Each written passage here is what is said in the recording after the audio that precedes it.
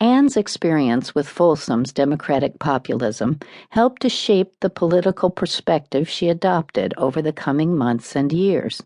Yet her enthusiasm for the Folsom campaign was still no cure for her restlessness. Living at home became increasingly stifling, and the row over the cycle job was only one of several conflicts between her and her parents. Anita McCarty did not approve of her daughter's drinking and confronted her whenever Anne came in late and tipsy, as Anne described it in a letter to Harriet. Her mother also felt Anne worked too hard, and her constant prodding to reconnect with high school friends got on Anne's nerves. Many of those friends had married their high school sweethearts and settled into lives very much like Anita McCarty's. Anne still considered that a fate worse than death. Partially because she was gone so much of the time, her parents knew little about her social life, but they did know that she spent her free time with other star employees, many of whom they considered beneath them socially. Although Anne tried to avoid open conflicts with her family, she began to feel as if her real life took place somewhere else. In 1946, the petite, dark-haired young writer had her first serious love affair. With a former star reporter her parents found eminently unsuitable. Like Anne, Marshall Johnson had grown up in Alabama, but had grown past many of the region's widely accepted mores. He and Anne shared a kind of disdain for the society around them. He was 28 to her 21 years, and had worked on the Star and other newspapers before the war. When he returned to Anniston to freelance in 1945, the two began dating. Johnson had grown up poor, and he was not much concerned with impressing people. I was quite infatuated with him because he was talented. I could talk to him. He understood how oppressed I felt by racism, and he was too, but he came from what my family considered the wrong side of the tracks.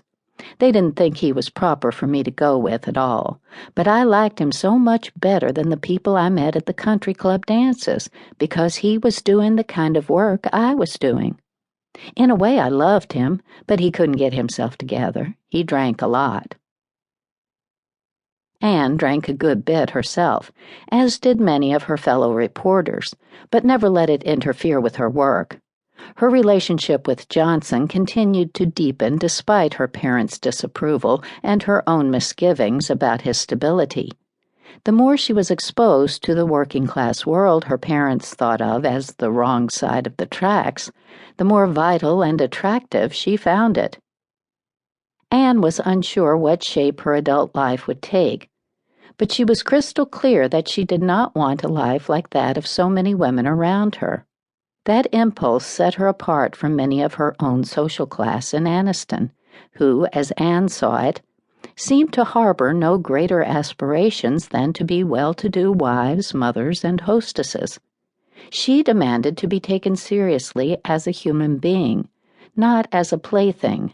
Anne was most driven by her career ambition, and one quality she sought in a man was the ability to accept her as a working woman, a peer. Letters to friends in her college and post-college years concentrated mostly on her career or her interior struggles of right and wrong, and sometimes on politics and literature, rarely mentioning her love interests at all.